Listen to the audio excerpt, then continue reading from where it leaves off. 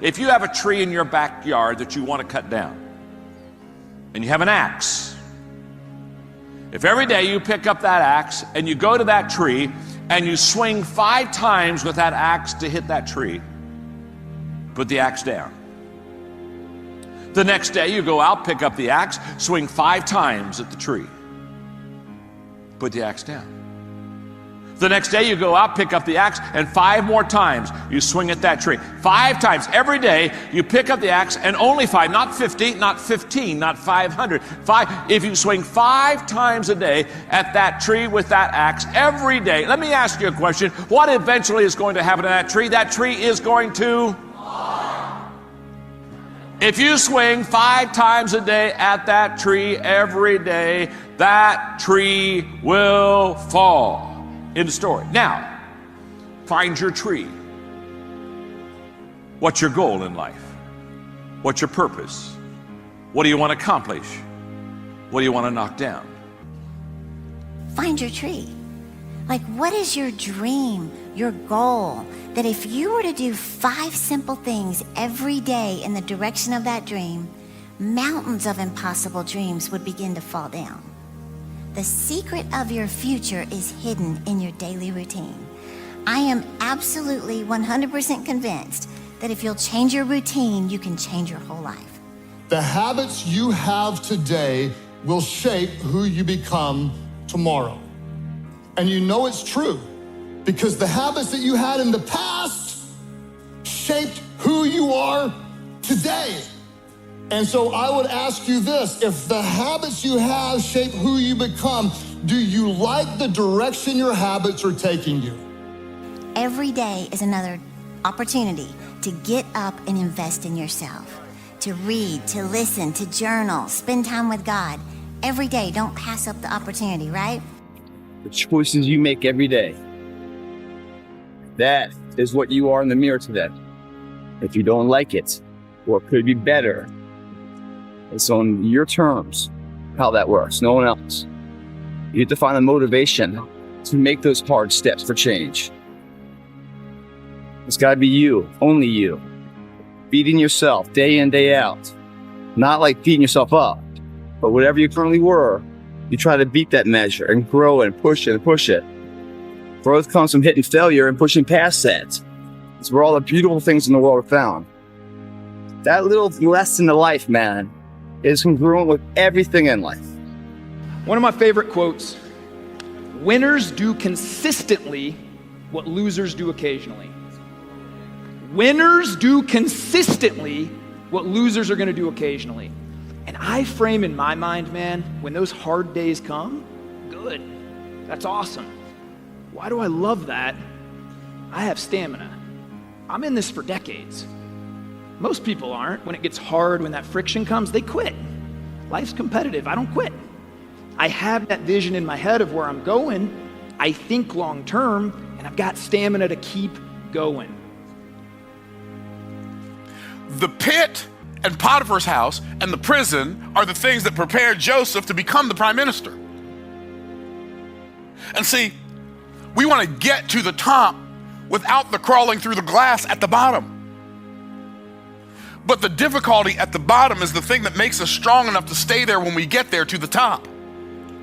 Like whatever we've got to do, it's worth it. Like when I look in the faces of my children, I could not look at them and tell them you can do anything you want to do and you can be anything you want to be while they watch me do nothing and be nothing.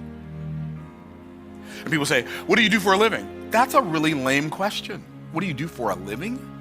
Let me ask you a more valuable question, if I may. What do you do while you're living? What do you do while you're living? Because most people do something for a living and do nothing while they're living. And you put as much time and attention into your dreams as you do your fears. So many people think all day long on what they're scared of. All that attention, all that energy going into the possibility of failure. When I win something, when I go after something, when I put the work in and achieve it, why don't we think that way? We're always thinking about losing something, something being taken from us, trying to maintain what we have. Why do we think that way? Why are we always thinking about the fears, the worst case scenario? All we do is put all that energy in there. Why don't we put the energy into the dreams that can be? We either give birth to our fear or we blaze the path of our dreams. You're either living your dreams or living your fears, one or the other. And which one are you giving the most time to?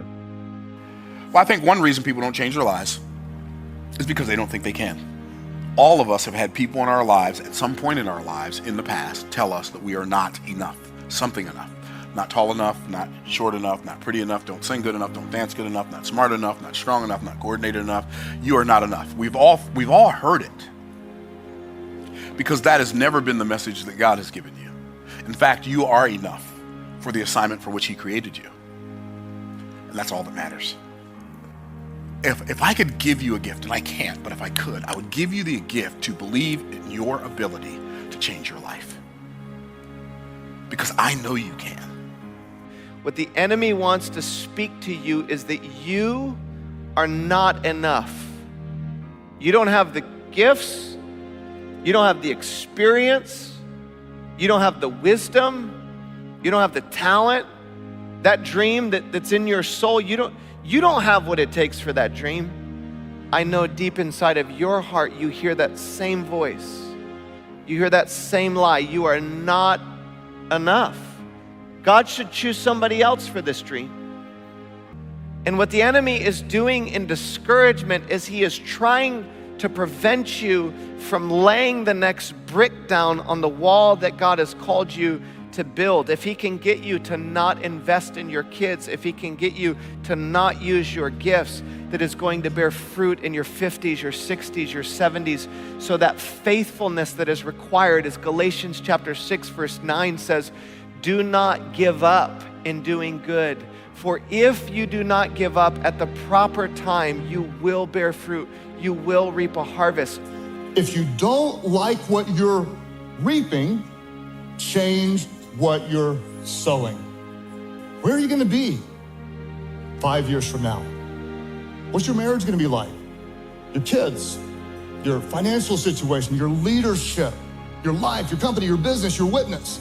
Well, small, smart choices plus consistency plus time equals a radical difference.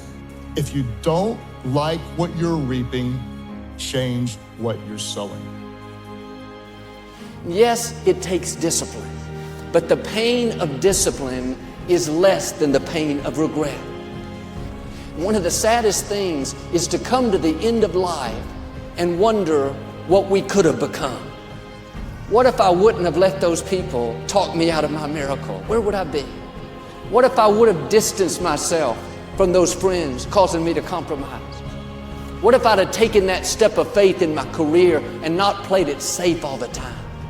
You don't have to wonder. You can start right now. It is not too late to become all God's created you to be. The question is, how bad do you want it?